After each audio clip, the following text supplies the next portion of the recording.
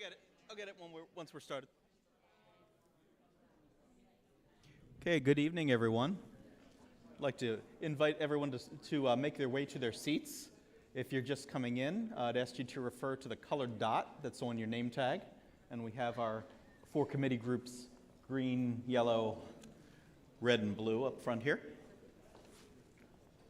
Welcome everyone to the first meeting of the Northwest Area Elementary Boundary Study. We're here at Pikesville Middle School. You're welcome to join us in person for these meetings. We are also live streaming through the courtesy of our team at BCPS-TV. You can find links to that at our website at www.bcps.org. Using the resources button at the bottom of the page, you can find a link to the Boundary Study website.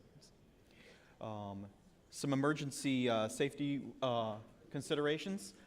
Please note the exit signs throughout the cafeteria here. In the event of an emergency, like a fire alarm, we would proceed in an orderly fashion, back the way we came, through the front door and out to the front of the schools.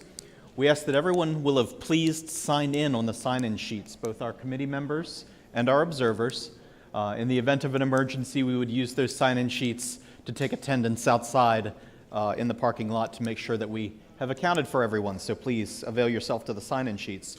Restrooms are immediately across the hall and right at the front doors. And just as a side note, the paper towels for those are exterior to the doors in the hallway. There's a paper towel dispenser. Again, we are live streaming tonight, so committee members, very important. If you would like to speak tonight, or if you have an opportunity to speak tonight, we're going to invite you to come to the end of the aisles to one of these 2 microphone setups here. Because we are live streaming, I know you all have great projecting indoor voices, but for the courtesy of our friends joining us at home, it really is important that you come walk up to one of the mics so that the cameras can see you and so that the microphones can hear your voice for the record, and so that we have good access for all our folks at home joining us. Please leave the microphones in their stands and to keep our friends in the TV team happy. Thank you. Just a few other materials. All the materials that we use here tonight, all the maps, all the materials that the committee members have in their binders, all the presentations, everything will be posted to the website. Usually it's the day right after the meeting, so tomorrow we'll have all those materials posted to the website for public consumption. If any members of the public would like to leave a comment for the committee, there is also a link on the webpage to leave a comment. All those comments will be periodically recorded and posted so that the committee members can consume them and take note of your comments. And finally, COVID protocols. There are no immediate COVID masking requirement protocols in Baltimore County Public Schools at this time. We do ask that everyone please respect your neighbor's decision to mask or not mask, and respect personal space of your neighbors. With that, we're going to get started, and I'm going to give it over to Mr. Paul Taylor from Baltimore County Public Schools, Office of Strategic Planning.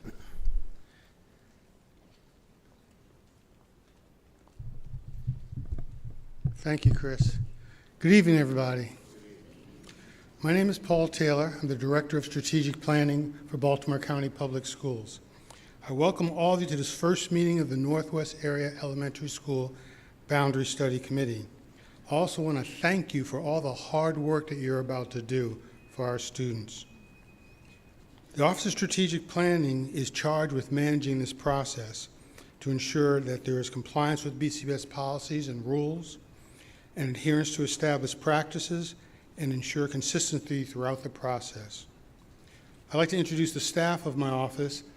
These are the people that will be at every meeting, and if you have any questions in between meetings, during meetings, they're the ones that can help you out. Melissa Applers, coordinator. Mike Gottfredson is the specialist, and he is the primary liaison with the committee.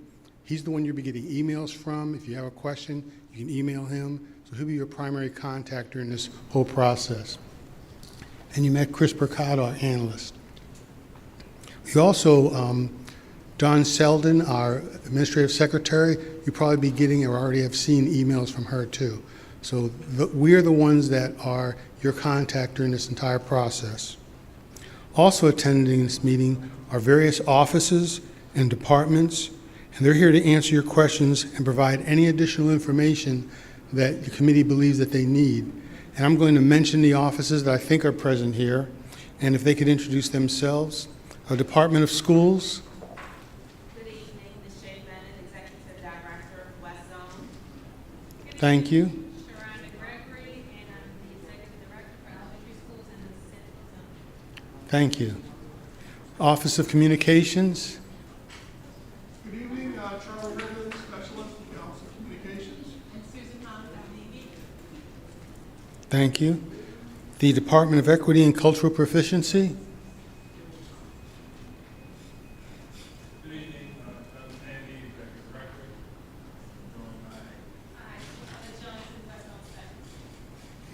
The Office of Early Childhood Education.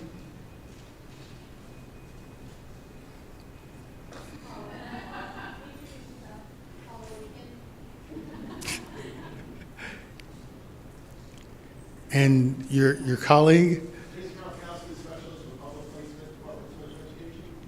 Thank you. Special education, right.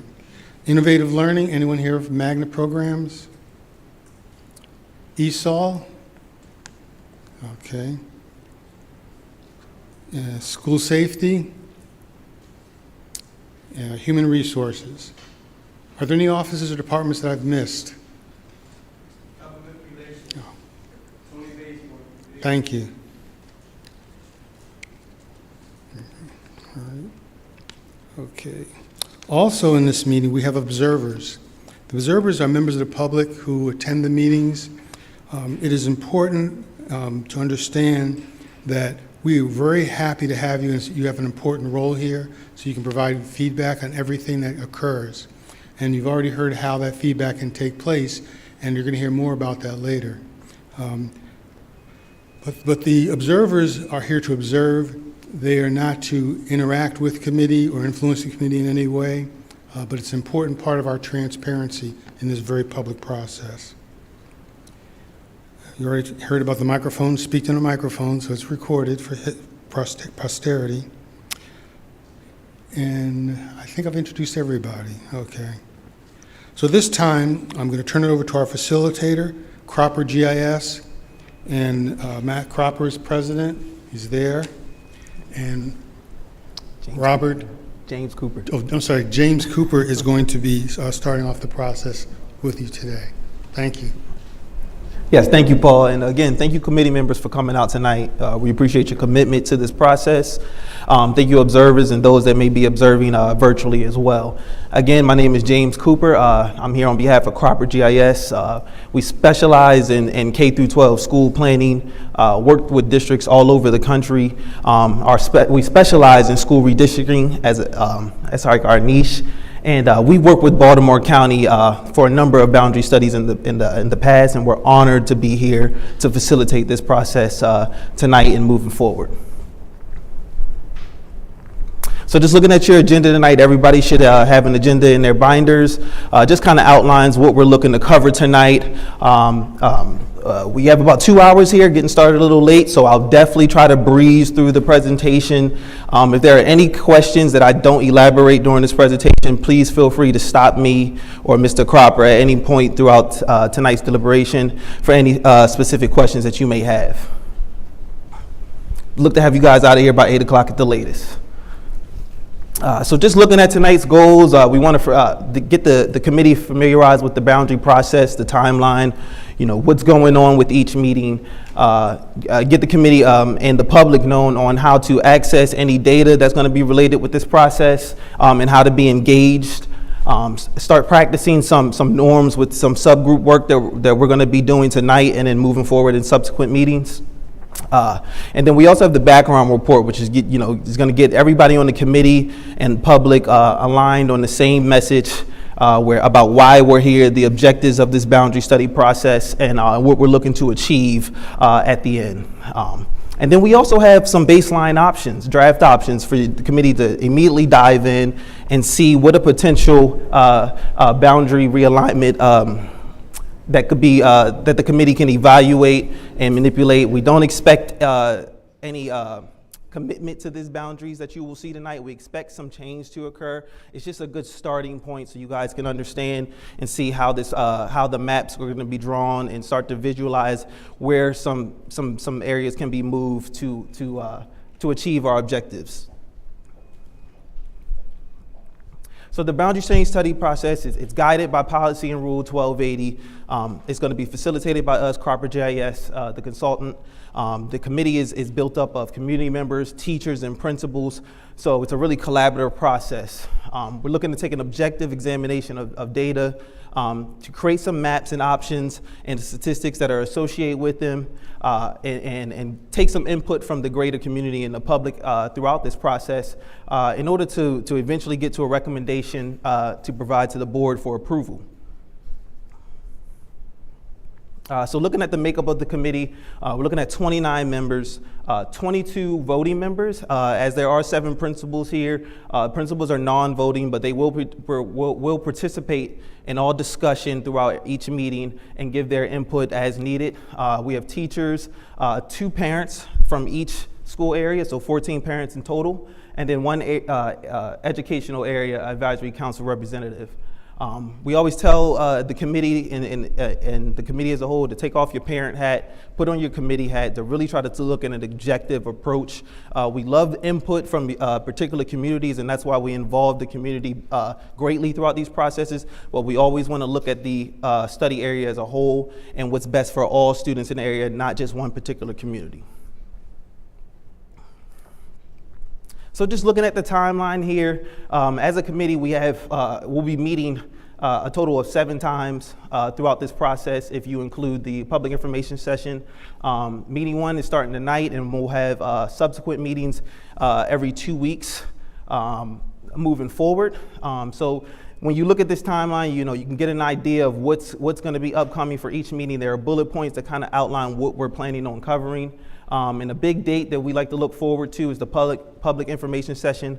By then, we would have had 4 meetings in which we want to kind of narrow down our options to what we want to bring public on November 8th of 2023. Another big date on this timeline you'll see is the Board of Education recommendation. That's scheduled for February 13th of 2024. Good information for the public is that there is the Board of Education public hearing that is going to be scheduled for February 21st. So it's a long, drawn-out process, but it's going to move fast, and before you know it, we'll be at the public information session.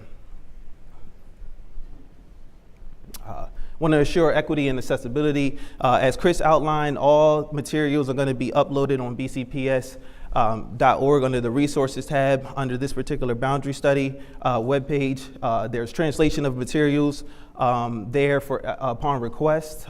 All these meetings and subsequent meetings will be recorded and converted to be posted on YouTube. If you're not able to view it live, you can go back and rewatch it and see what information was covered by the committee. All information is going to be on that webpage as well. We will have an online survey at that public information session, and that survey is going to be translated to multiple languages for any person's need. And then all business will be conducted here at these committee meetings. We don't want any committee members going off and have small mini meetings outside of it. This is just doesn't align with the transparency that we like to instill when we do boundary study processes. So again, you can get all this information from bcps.org under the resources tab. There you can submit comments via the Northwest Area Elementary School Boundary Study. Observe all meetings virtually, and definitely we encourage every person viewing publicly to participate in the online survey that will be live November 8th through November 26th of 2023. And again, plan to attend the Board of Education public hearing on February 21st of 2024. So looking at about the Northwest area, why are we conducting a boundary study for this area? There are 4 capital projects that are planned at elementary schools within this region. There are the 4 elementary schools are listed here, and this is these capital projects are expected to be completed over the next 2 to 3 years from 2024 up to 2026, and it will add 1,200 seats to this region. This region is currently experiencing some overcrowding with some schools, so we're trying to conduct this boundary study in order to accommodate for those capital projects and give some relief to some of the overcrowded schools in this region. There are also some program relocations from Cantfield Early Learning Center. Cantfield Early Learning Center was established in 1996 to provide some capacity relief to nearby schools. It is upon my belief that program or that school will be closing, so all the programs, kindergarten and preschool programs at that school will be returning their students to their home zone schools. So just looking at the project schools in this process, you have Bedford Elementary School and Summit Park Elementary. Those are the capital projects that are going to be completed to add additional capacity in this region. The participating schools that will also be included in this study are Fort Garrison, Millbrook, Scotch Branch, and Wellwood. You'll notice here that Millbrook and Bedford and Millbrook and Wellwood have satellite zones. That's one of the big reasons that's driving this boundary study, is try to eliminate those satellite areas and make those zones continuous to their main zone. There's also the Cantfield ELC that will be returning all students, K and preschool and pre-K program students back to their home schools. We expect the boundary, once a boundary is approved by the board, we expect that they will go into effect in fall of 2024. So looking at this community-based, what's the boundary study objective? It's a community-based comprehensive boundary study, and we're tasked with meeting the following objective. We want to provide capacity relief to the Northwest Elementary Schools. We're looking to return Bedford Elementary and Millbrook kindergarten students that are currently attending Cantfield back to their home schools, as well as the early childhood 3 and 4-year-old programs at Cantfield back to their home schools. We're looking to eliminate those satellite boundary areas for Millbrook and Wellwood Elementary, and which will subsequently help improve transportation efficiency at those schools. So you guys definitely have received a considerations form to fill out and kind of evaluate prior to this meeting. We also have an exercise that's going to be coming up. So there are primary considerations that are that outlined in Rule 1280, and these are basically the rules to follow as you evaluate boundaries for this for boundary studies within this district, and they include efficient use capacity, maintaining or increasing diversity among the schools to reflect the diversity of the region and the school system. You also are looking at maintaining the continuity of neighborhoods, not splitting down residential streets or through neighbor subdivisions. We also want to look at the impact on transportation and pedestrian patterns. Students that may be in walk zones, if we can keep them in walk zones, if at all possible, it's always ideal. Trying to minimize the number of times the individuals are reassigned, so being mindful of past boundary studies that have been conducted in that area. Looking at the long-term enrollment, if a school has a steady enrollment or is expected to increase or decrease. And then also looking at the feeders and the continuity of feeder patterns. That's the migration of students from elementary to middle. So if we can feed 100% of elementary school into a middle school, that's ideal. If at all possible, if there's a split, if an elementary school feeds into multiple middle schools, you want to make that split equitable, 50-50 if at all possible. And then some additional considerations throughout this process are use of geographic features, railroads, highways, creeks, as good dividing lines when evaluating boundaries, and then also looking at eliminating the existing satellite boundaries, which kind of go hand in hand with impacting transportation for the schools in the region. So just looking at the enrollment here, you'll have an enrollment and utilization table that's in your background report. There's also a stat handout that has this table as well. But just to give you an outline, these are going to be common tables that you see throughout this process as we develop options, and you want to just kind of get in line of what some of the terminology that are going to be displayed on these tables. You have the adjusted state rated capacity. That's how many students each building can hold. It doesn't include any portables that a school building may have. It's only the main building. Then you'll see here that there is a pre-K through 5th grade enrollment. This number currently includes the Cantfield students that will be returning to their home schools as the boundaries are currently situated, and also the early childhood programs, seats that are going to be reserved at each building. Is it too early to ask a question? If I make it real quick? Go right ahead. Just so everybody is on the same page. So I see the capacity, but because Scotts Branch is going to be new in 2026, is this going to happen again when that happens? Or is the 2026 405 number Scotts Branch then or now? Yes, so this is the adjusted state rated capacity. So this includes the additional seats. But let's, This is not including the additional seats for the new Scotts. So 405 is the current capacity, not what the new school will house. That is correct. Yes, so this is the current capacity. On an earlier slide, it was mentioned that Scotts Branch may participate in 2 boundary study processes. So when you get closer, you would participate in the second boundary study process as well with Deer Park to balance enrollment further and give you further relief. So there will be a second boundary Yes, and that's, for that school. Will that include all 5 schools again? Will we all going through this again? no, it's a different group of schools because there's another project school as well at Deer Park. So it'd be more that direction, so. good question. Yeah, if I could just take a moment to remind everyone, please, if there's going to be any communications, we really need to step to the end and use the microphones so that everyone can hear your voices. Thank you so much. Thanks, Chris. So yes, the pre through 5th grade enrollment shows those post program movements, and then you'll see here the percentage, the utilization, that just takes this enrollment number and divides it by the capacity and turns it into a percentage. It tells you how full or overcrowded or undercrowded a school may be. So you'll see here that Millbrook Elementary School, with the kindergarten program returning home and the preschool early childhood, you'll see that they're 149%. Scotts Branch is projected to be 120%, and Wellwood is projected to be 160%. You'll also see this plus minus column. That's just how many seats are available or not available or over capacity at each school. So if it's a positive number, looking at Millbrook, there are 143 seats over capacity. But you'll also see that there are some schools in this region, for example, Fort Garrison, that is under capacity at 88%. And they have 38 seats available. So there's opportunity to move some boundaries around to create more equitable utilizations across this boundary study area. You'll have the background report that's in your packet as well. It's just to expand the knowledge of each committee member to help all committee members and public share a message that is consistent and accurate. There are some important sections within this background report: the boundary study considerations, the primary and secondary, the rules to follow when you evaluate options. There's a study timeline that you can always revert back to kind of see where we are in the process and what to look forward to at each meeting.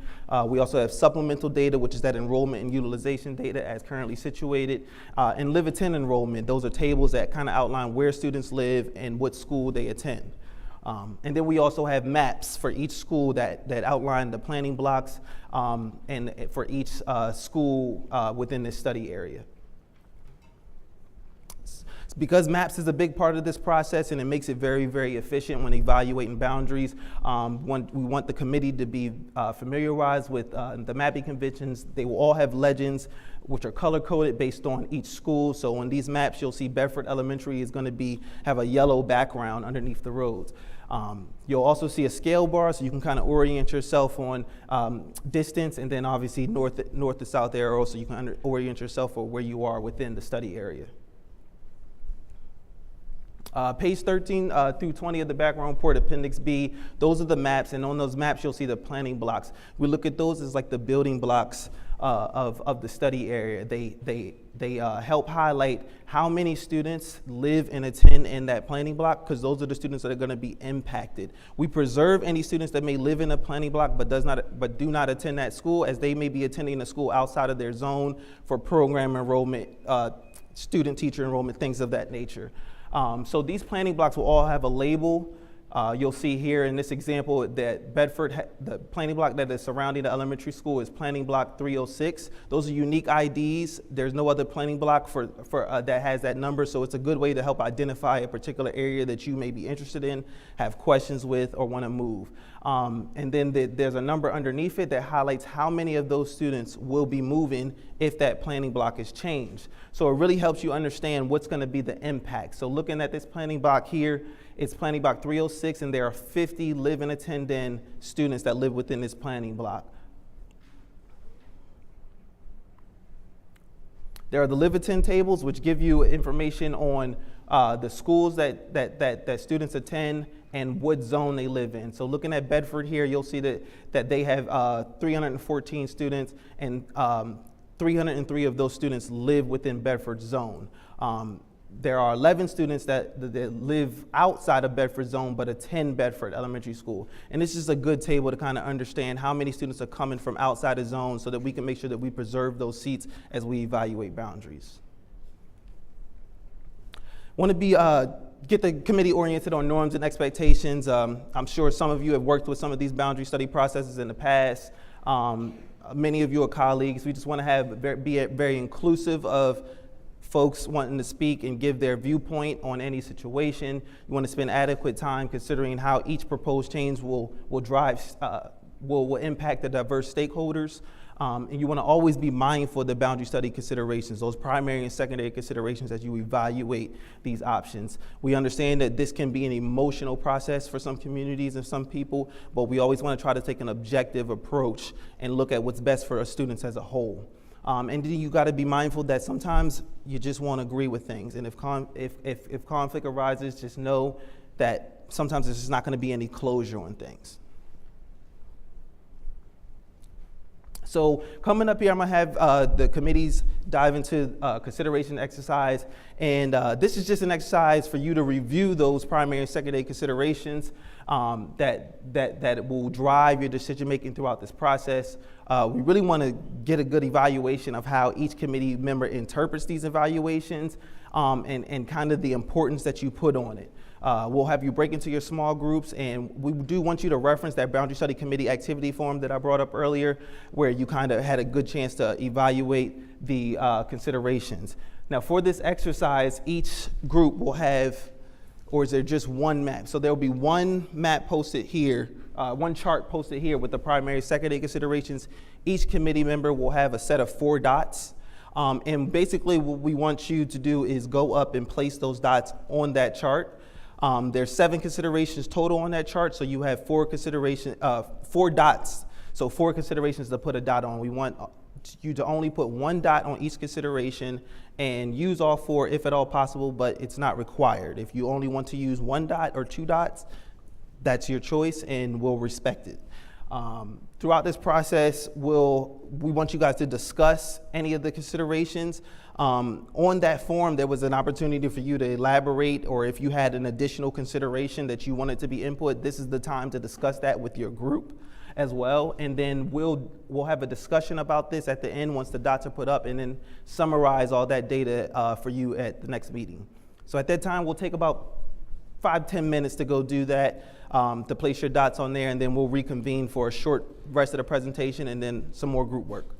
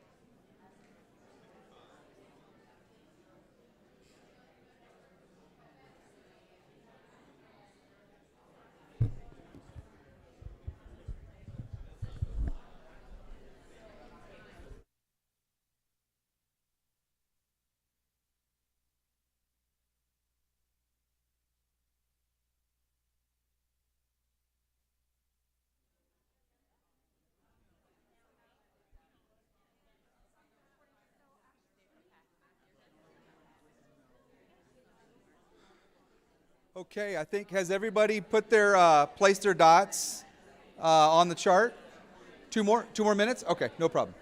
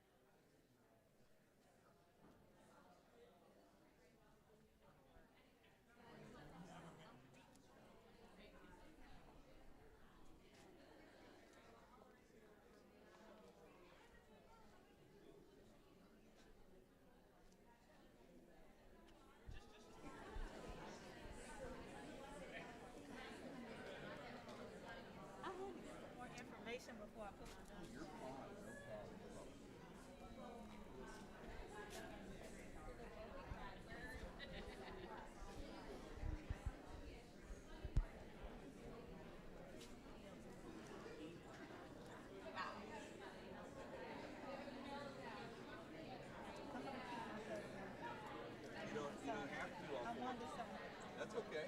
You put them on the first three.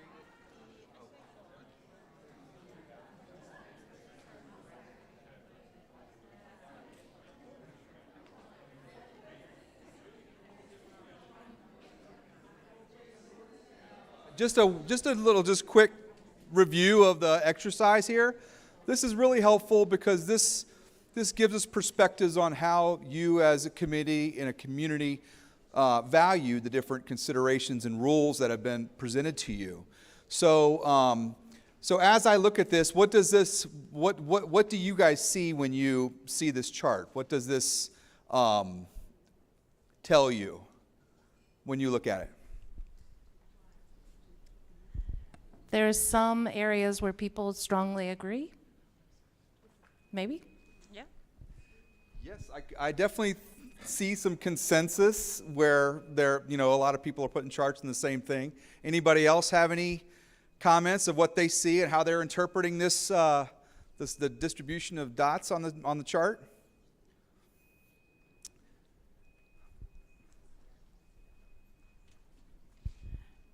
I will just say that equity is extremely important. The diversity needs to be across the board. There shouldn't be, any specific area or specific school that has one particular demographic or whatever. I think it should be across the board. That's what I see. And I was going to say the same thing, equity, but with, it looks like a focus on keeping neighborhoods, the continuity of neighborhoods is important to folks as well. Thank you.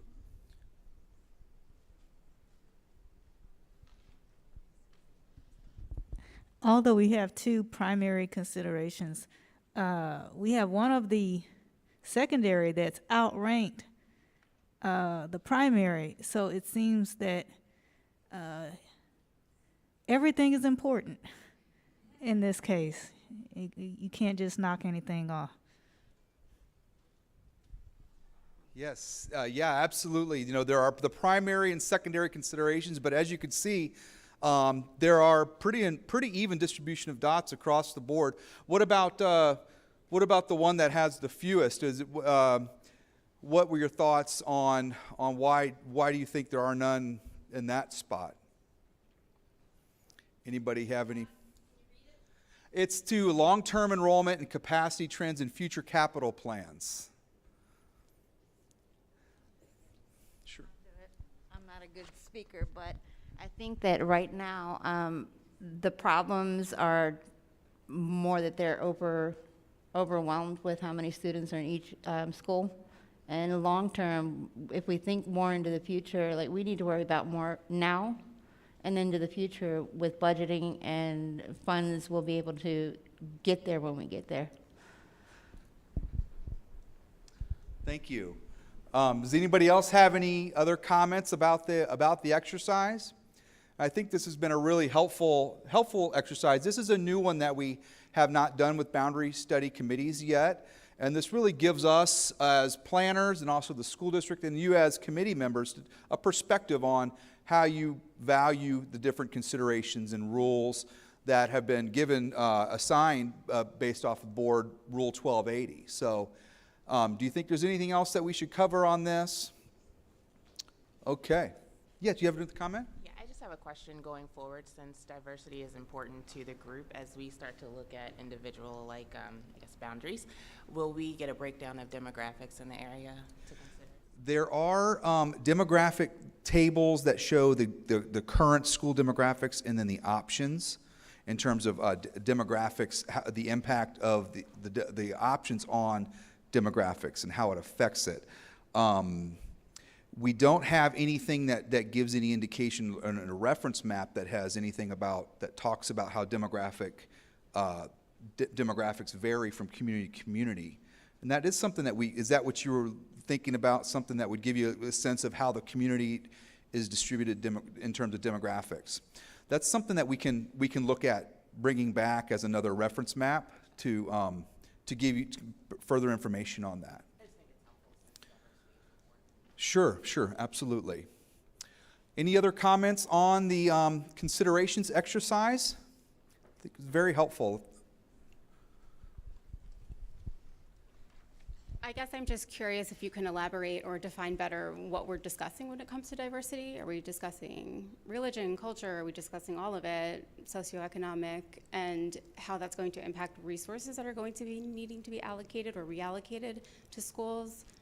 Versus if we change the composition, do we need to change what we have and what we're doing as a result of that?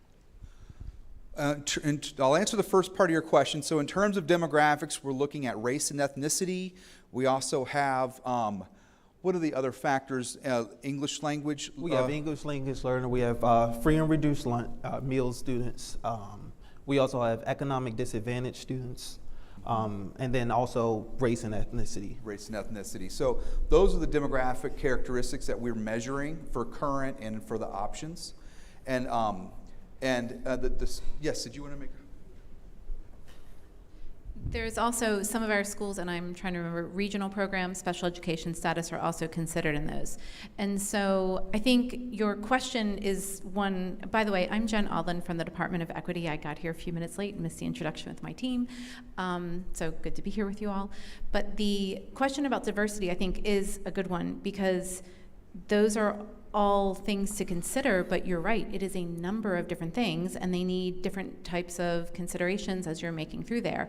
But it is, not only is it a primary consideration, it's one that you all marked very highly, and so I think I would offer to continue to wrestle with that question, what does it mean? Because it doesn't mean the same thing for each group, and it doesn't mean the same thing for each community, and what we're asking you to do in this considerations exercise is to hold them in consideration. We are really trying to prioritize what is in the best interest of our students and our family and our community. And not only have we as a school system valued that, but it's wonderful to feel affirmed in that here with this activity and seeing that visual of it, but that wrestling of, what does that mean for the school? And that's why our team is here to support and to ask the question. So I would encourage you, keep asking that question and what it means. Thanks. Yes, and so this is a good reference guide, something to think about as you guys get into the next part of this meeting and evaluating the maps and the options. There's a lot of data that goes along with how the maps are shaped, and again, they're going to be drafts. They're always going to be drafts, and so it's just a starting point. And I think at this point, I'm going to hand it back over to James to dive into that. Yes, sir. I appreciate it, Matt, and thank you all for your input. As he stated, we'll dive into a little short last part of the presentation. Just kind of goes over the draft options and some of the statistics related to it, and how to interpret. We have 2 draft options to present to you this evening. They're just starting points. The committee should have 8.5 by 11 maps that are in your packet. We also have the plot maps of these options, so you can get a more holistic view of the study area, and those plot maps also have the planning blocks on them, so you can get an idea of where students are moving and how many of them in each particular area. We also have proper our web map, which this web map hosts the current zones and boundaries, and also the option boundaries alongside planning blocks. It's a really good resource for you to be able to go in on your phone or your computer and and toggle around with these options and these maps, and you can even enter in your address to see if you would be impacted by a particular option. It's a really good resource. We definitely encourage you to use it and speak about it to your community so they can indulge in it as well. You can reach that web map at www.croppermap.com/BCPS-NWES 2023. And we'll at each subsequent meet or before every meeting, we'll have any option that's going to be brought to the committee on that web map for you to view. We'll also have copies of all handouts of maps and statistics related to them on the bcps.org under resources under the Northwest Area Elementary School Boundary Study. So just want to remember that everything is draft, as Matt said. Nothing's written in stone. These are just starting baseline options. We expect them to change. We expect your input on them to help develop new options throughout this process. The goal tonight isn't to pick the best option. It's just to evaluate each option, highlight areas that you like and areas that you may dislike, and potential solutions on where to move certain areas. While you're evaluating these, we want you to take a good look at the planning blocks as well. If you see that a planning block is cutting between a particular neighborhood and you think it should be merged with a neighboring planning block, that's a good note to put on these on the plot maps with sticky notes, or you can write on them. Do what you want with them besides rip them up, and give good input on them. Again, you want to look at the geography of the option maps, where the lines are drawn. Are they drawn down major roads, creeks? You want to study the tables and kind of look at how the capacity and utilization changes from current into each option, and kind of evaluate if demographics change and move more towards the mean of the study area. And then you always want to be mindful as you evaluate these options is what are the objectives, why we're here, and what are the considerations, and how do we align with them as we evaluate these options. So in your stat handout, you'll see an enrollment table. This shows you the number of students that are currently in these schools and then the number that would be in each option. So you'll see how this number changes to help balance out some of these schools. A more favorable table that I like is the utilization and over/under capacity table. This tells you how full a school may be in each option. So you'll see here that there's a great imbalance between Millbrook and Wellwood and Scotts Branch, and the options move closer to the mean average of 93% for all schools within the study area. There's room for improvement, as you can see with some of these options, but we want you to evaluate what areas are moving and if there are any areas that we can move to give additional capacity relief for some of the schools within the study area. There's also demographic tables, as Matt just highlighted, where you'll have information on the ethnicity and race of students within the area, as well as some econ disadvantage, economic disadvantage, free and reduced meals students, and then English language learner students. And when evaluating these demographic tables, we definitely want to look at how things change and from how one school changes from currently to where they change in the options. And in an ideal world, you would want all schools to be around the mean, the average at the bottom for the study area.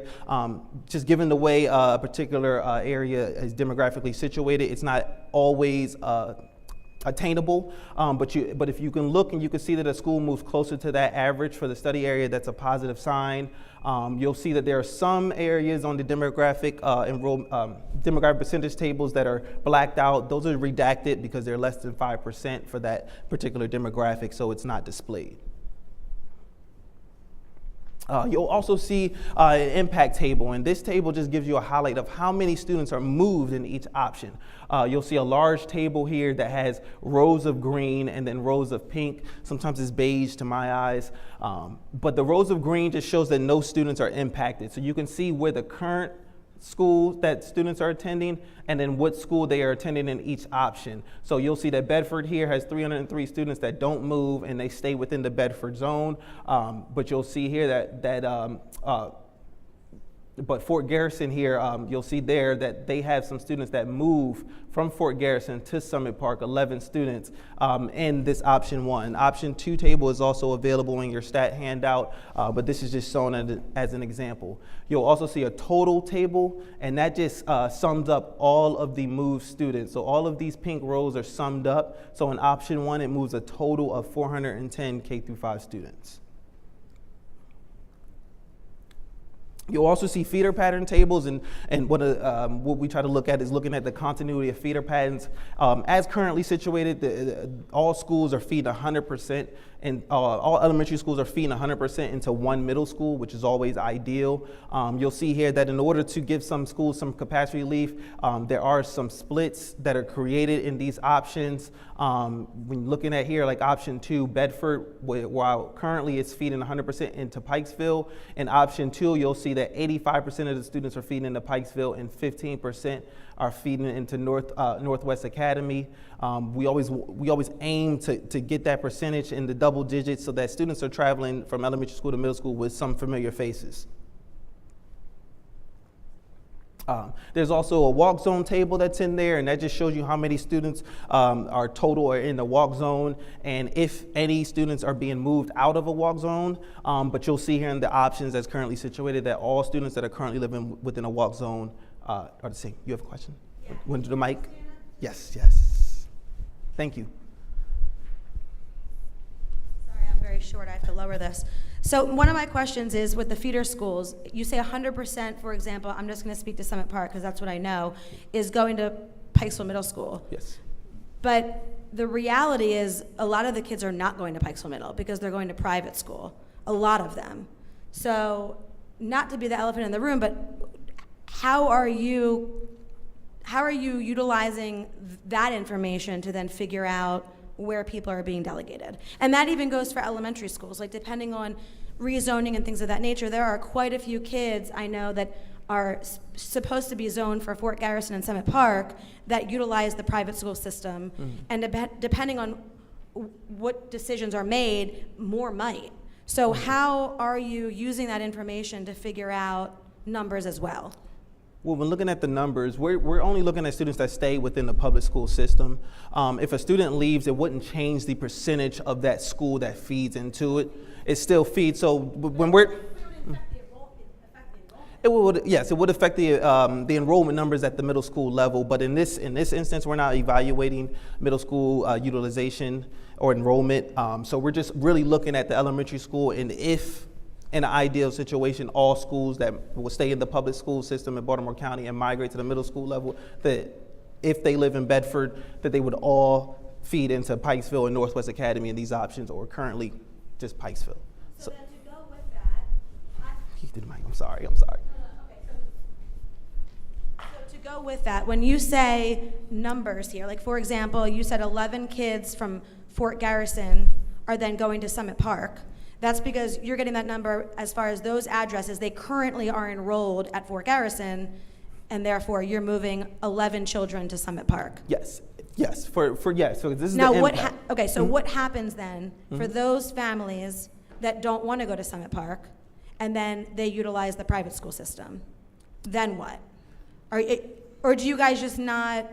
It's a thing. It's something to really consider. I'm being serious. So I'm just trying to understand if you guys are considering that at all, or if we should be considering that at all, or what historically has happened with these kind of transitions, and how that plays a role in movement, decision-making, all that kind of stuff. You bring up a good point. We don't know what would happen with the parents. Some people believe that if a brand new school comes about, that's going to bring more families back in the public. Some people will go to private if they don't like where the boundaries are changed to, and we don't know. But we're hoping that if anybody on a committee is familiar with the community, familiar with the parents who live here, if you strongly feel that any decision is going to sway it one way or another, you can put that into your calculus of how you want to change the boundaries. It's completely up to you. That's why we do a community process, because you all are more familiar with the families and communities that are going to be changed by this process. That's a perfect answer. Thank you.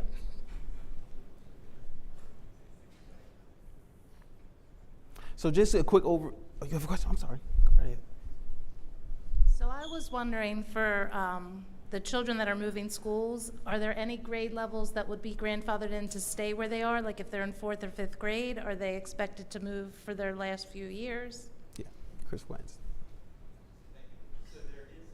Up on microphone. Thank you. We do have a policy in Rule 5140 that talks about special permission transfer requests. Students, we're talking about an elementary study here, so the students in rising 4th and 5th graders may request and will be granted permission to remain in their home schools if they are redistricted, provided they provide their own transportation. And would you also consider their siblings with that? There is sibling language in that policy as well. Thank you. BCPS policy and Rule 5140 deals with special permission transfer requests and has specific language associated for boundaries changes. It's a good question. So just a quick overview of the draft options here. You'll see draft option 1, and when evaluating these maps, especially the ones that you have in your handout, you just kind of want to look at where the zones move, and these black outlines show where the current zone line is. So if you see a color, like here in Bedford, you'll see this color goes over that black line. That shows that this area moves from previous Scotts Branch to Bedford in this option. So as you evaluate, those are kind of some areas to look at, and we really want you to look at the shape of these zones, and then using the plot maps, kind of dive into particular neighborhoods and give your perspective on them as you see fit. So looking at option 1, it provides some relief to Wellwood and Elementary and Millbrook Elementary, eliminates the satellite zones for both, as they existed here, and now they're eliminated in this option. You'll see that in option 1, Scotts Branch is still at an estimated 116% utilization. So there's still some relief that could be given to Scotts Branch, even though they will be participating in a future boundary study next fall. It's something mindful that we could look at trying to tackle with this boundary study as currently situated. You'll see that the option 1 impacts the least number of students of the two options at 410, while option 2 impacts 522 K through 5 students. Preserves all the students in the walk zone, but option 1 does create that small 3% split from Bedford feeding in Northwest Academy, and that's this area east of the 695 that ends up moving from Scotts Branch to Bedford in option 1. Looking at option 2, it also provides relief to Wellwood. Wellwood Elementary and Millbrook Elementary, and eliminates some of the satellite zones that currently exist for those schools. Wellwood continues to be at capacity at 100% in this option. So while they do receive a substantial amount of relief, they're still at the cap of capacity. So you really want to evaluate to see if there's some more configurations that we can do to try to reduce that utilization down even further to handle any growth that area may be experiencing. Option 2 does create a bit of a more balanced split from Bedford Elementary into Northwest. As you see that Bedford actually goes west of the 695 in option 2 to pick up some families here and students here, and also goes north up into Wellwood Elementary school zone area as well. But option 2 does impact more students than option 1 at 522, so more families will potentially be impacted in this option. So we're going to have you dive into your small group exercise. I've been speeding through this presentation, so I'm giving you guys ample time to collaborate, to look at these options and talk with one another. You would take 30 minutes to review these draft options. Give good ample time for both options. Mark the maps up as much as possible. If you see particular areas that you feel like may produce a more favorable outcome, certainly highlight those areas, mark up the planning blocks that those areas are situated in. You're encouraged to write, circle anything, and then after each group reviews the options, we'll have a discussion of each group's findings, so you can nominate one of the folks in each of the subgroups to come speak up in the mics at the end to summarize what your group found with both of these options and any potential option changes that you see fit. Alrighty.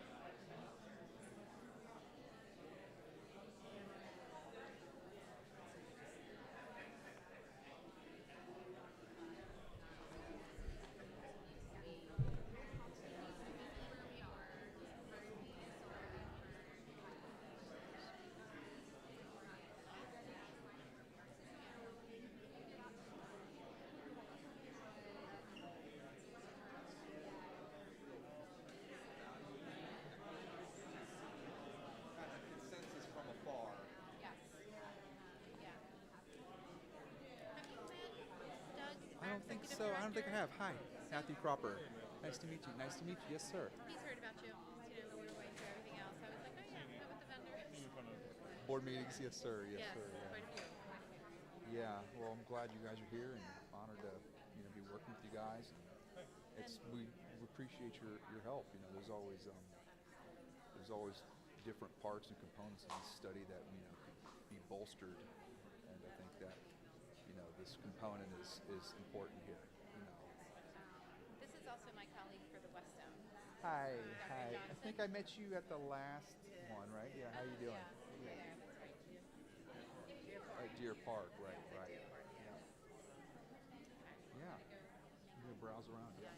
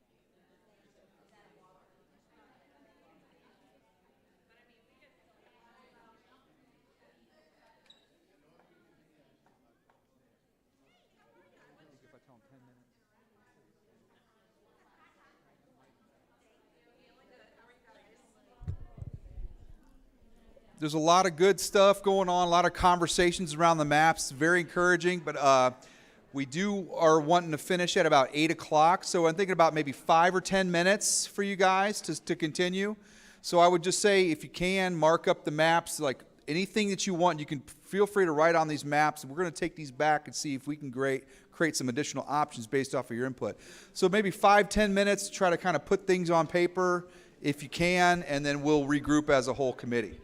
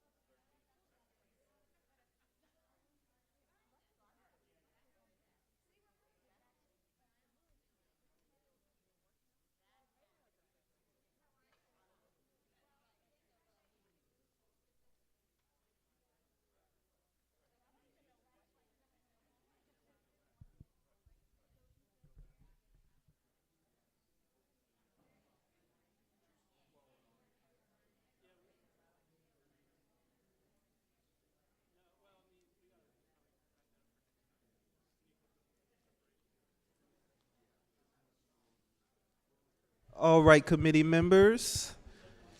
We're going to wrap up your discussion here in your small groups, and we're going to ask that you nominate one or two of your subgroup members to come up and give your thoughts on the maps.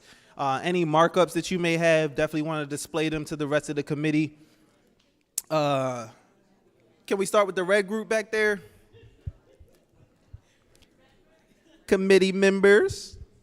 Perfect. Yeah, I'll hold it for you. Certainly, bring the map.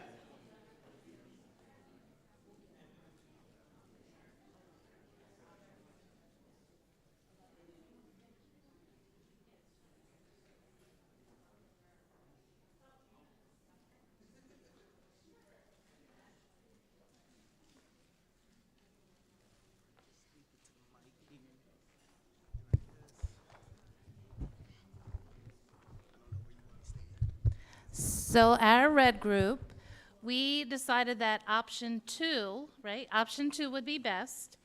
And when we were looking at it, we were trying to look at the least amount of moves, neighborhoods that were consistently together so we weren't pulling from pieces of the county. And we were looking to see if we could help build diversity in our schools. So we were looking at 2 areas that were going to go to Fort Garrison, and we split those to put the one close to Beth Tefillah to Summit Park, keep the other one on the other side to Fort Garrison, and then there's 2 areas, I think they're by Naylor's Lane, by Pomona, to move those to Fort Garrison because they would be moving anyway, and it would help relieve some of the numbers at Wellwood and help build some numbers at Fort Garrison to put them that way. And we also checked with transportation to see if the ride would be any longer or tremendously longer, and he does not think so.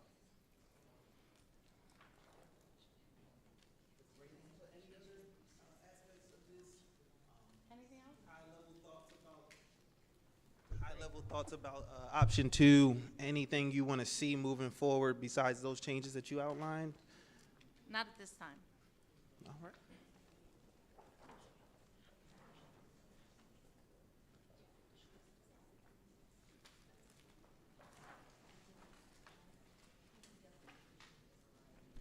Oh, awesome.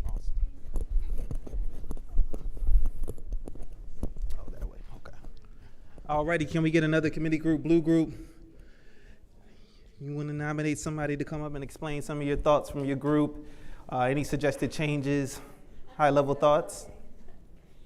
They've nominated me, but By all means, the voice. apparently, oh, my dad. Here, we're going to hold the mat this way, too, so the camera can see it. Or if you want. Just fell out. Hold on. It's right there, yeah. I'll hold it in my hand. Perfect. It's so embarrassing. I have to lower this every time. It's fine. Okay. So okay, I guess we can do it this way. All right, so our goal was somewhat similar in that we're trying to almost keep the diagram a little bit more consistent for transportation and try not to move people as much.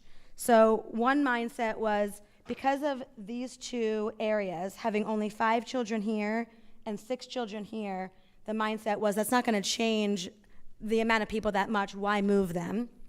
We thought in 102 we agreed with you guys that just spoke that also could go to Summit Park. And then we talked about, let me think what else, because we just said it. Oh, we talked about 404 and 403 also going to Fort Garrison to help alleviate the amount of people that would be going to Wellwood. Anything else? Did I leave anything out?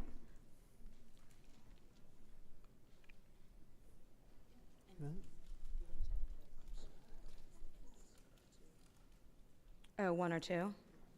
Did we decide that? Yeah. No, but option 1 or option 2, what was which? Option 1 with some modifications. All right. Oh, no, you can set it down on the table. We'll come. No, that was really good input, Group Blue. You see some opposing views on option 1 versus option 2, but some very similar ideals. So we'll see if we can bring something forward that kind of meshes those ideas for you as a committee. We want to go green group now.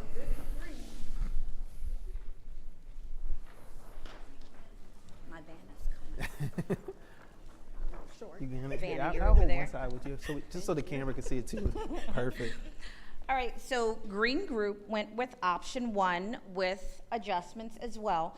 What we were looking at is that in either version, options 1 or 2, it wasn't as equitable for Millbrook as well as Wellwood. And with either of those 2 options, they were either at or over capacity, which didn't feel very equitable to us. So we were looking at demographics, but we need to see a bit more about the demographics of each area that we were thinking of changing.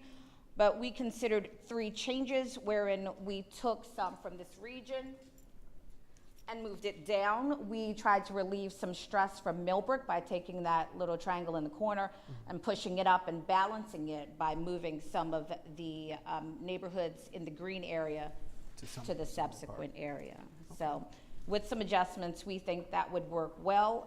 And we were not considering much with the corner because they will be included in another study in the near future.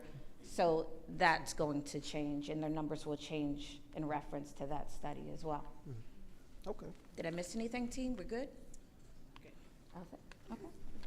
Just capture that your comment. So you were saying, okay, so you marked up an area to move to which school was it going to move to? So I can document the notes. Summit Park, yeah. To Summit Park, from Wellwood to Summit Park. Okay, thank you. Right. You're welcome. Awesome. Okay. Good input. Alrighty. And then just somebody from Group Yellow.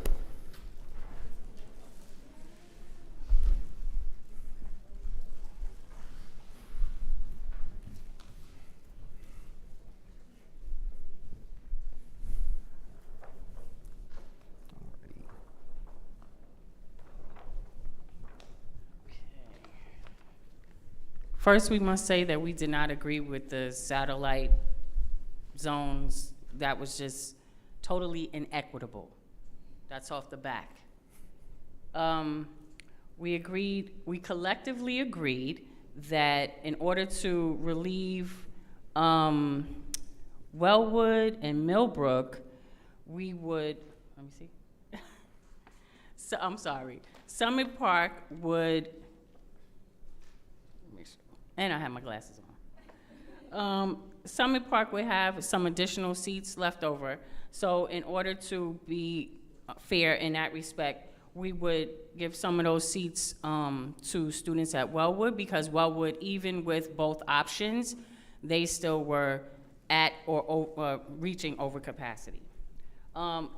We did take into consideration the long-term enrollment, because there are so many developments that are being erected all over the northern part. So in consideration of that, particularly later on, we considered, where is it? Oh, Summit Park, Wellwood would move to Summit Park. So these were our modifications as well. So this area for Wellwood would also become part of Summit Park because they had enough seats. And did I miss anything? No? Okay. So option 1 modification. Yes. Right.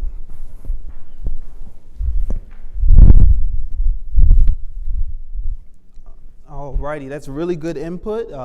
We see as a committee that there's some modifications, some improvement to these options that can be made.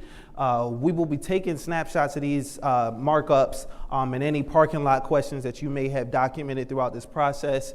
We have had some great conversations with some of you individually, taking in all your feedback about these options and what you want to see from them. We're definitely taking into consideration the considerations exercise and how diversity is very, very important. So we're going to look to try to build an option based off this feedback that also improves the diversity among all the schools in the study area, so you as a committee can deliberate over that moving forward. Now, that concludes what we have for, oh, you had something? Yeah, I just wanted to make sure, because we had the groups give their report outs, but I just wanted to make sure that there was anybody in a group that didn't get a chance to speak up. And I know James gave you that chance, but is there anybody that has any other comments that they want to make about the maps, or your gut feel for how you felt about how they looked, or anything that you feel like we should do to when we come back with different maps? Yes, ma'am. Let me get you a microphone.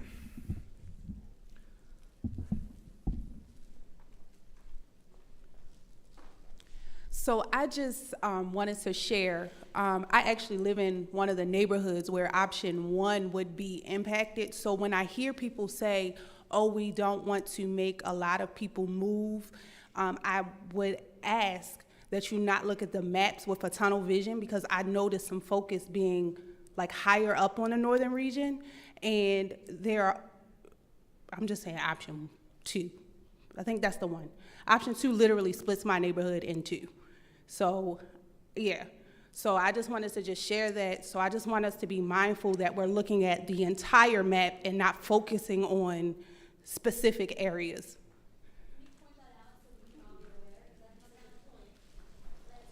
Yes, they were asking if you could mark that on a map, that would be great, so that we know what area to be mindful of that you're referencing.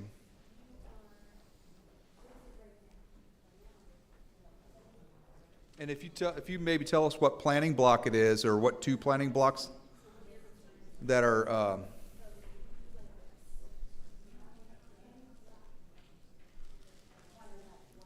planning block 111 is the one that that splits your community in half. Okay, thank you.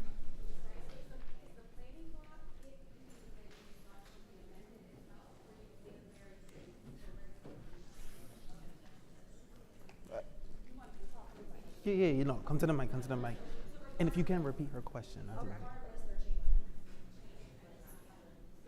You good? Yeah, you good. Y'all good?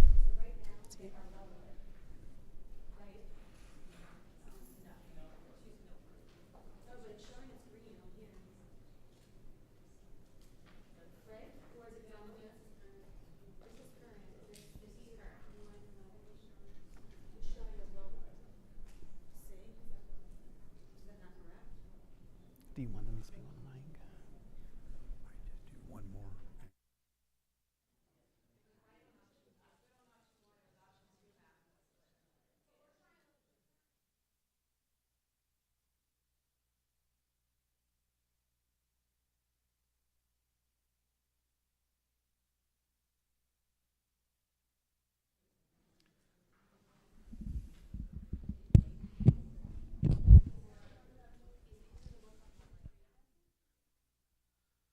So you guys, I trying to identify the area that you're talking about? Just so you're marking it accordingly. Yeah, because sure. We're just trying to understand, we agree to not split it necessarily, but we also want to understand, are they at one school and then we're trying to decide that they're going to this school or staying at their school? That's what I just also want to keep that in mind as well. Sure. Taking some and keeping them at the school in the neighborhood, Right, and some or- in that same neighborhood going to a different school. Yeah, that's So what's it's happening. splitting the neighborhood. Right. Okay. So we will definitely look and note planning block 111. We'll look at that and see if there's a neighborhood that's being split there, and we'll come back with some thoughts on that. Only on option 2 is where it was split. Okay. Yes, ma'am. I think it would be good to know if there are other neighborhoods that might potentially be in the same boat, because we only know that because she's here and spoke up. There could be other neighborhoods where across the street they're going to, and I know that's happened. I've been at other schools where the apartments across the road literally go to West Towson. So I think that would be important to know, so we're not splitting up communities. I think in the conversation, nobody feels like 1 or 2 is the perfect option, and I think we're all finding that there's a lot of these considerations that need to be made, but unless you are a resident in a specific maybe neighborhood or school, you maybe wouldn't know that this is occurring, and so I think it's really important that people write in. If you're at home, send an email, like tell whoever, is working from your school, come to the meeting, like have a conversation, because I think these are important considerations, and I don't think either of these is perfect at this point. Yes. I think that you may want to look, because what is listed here is 111, and she was correct, is listed as Wellwood on the original one, and it's not, it's Millbrook. So we might want to look to make sure that it's accurate, because right now it's showing 3 different schools, and it's not. Does that make sense? Yes, we will look at planning block 111, and I think that's really the value of having you guys around the table here is that local knowledge, knowing where the lines may be drawn and how it's maybe splitting up a neighborhood and things like that. So don't feel like you have to solve everything tonight. That's why we've got a lot of meetings ahead of us to work through this. It's a good starting point. I think we've got a lot of good feedback from you guys. And we'll continue to review. And I think that, you've just seen these for the first time tonight. So, we would encourage you to keep looking at the maps when you go home, keep looking at it. We do have public input that's open now to get input from the community, other community members. So we'll be tracking that and see if there's anything there that comes up in terms of maybe what area may be split. And then the public information session will also get more input. Yes. You may have said this, and I apologize if you said this. At our next meetings, I know you said you're going to bring us more information on socioeconomics and racial diversity, because in the end, we're not really making any shifts in this part of the county in terms of the haves and the have-nots. So I just want to make sure that we take a look at final end game of what each school population is going to look like. Yes, we did. We do have notes on that from the comments to give you more information, to give you a better understanding of how demographics are distributed around the study area.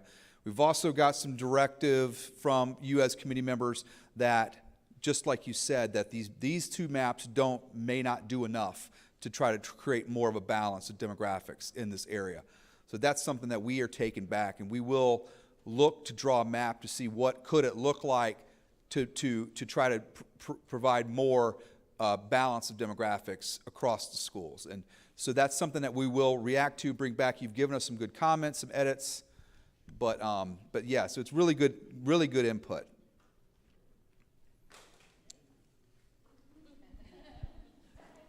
Does anybody else want to speak or have anything else to say before we adjourn tonight?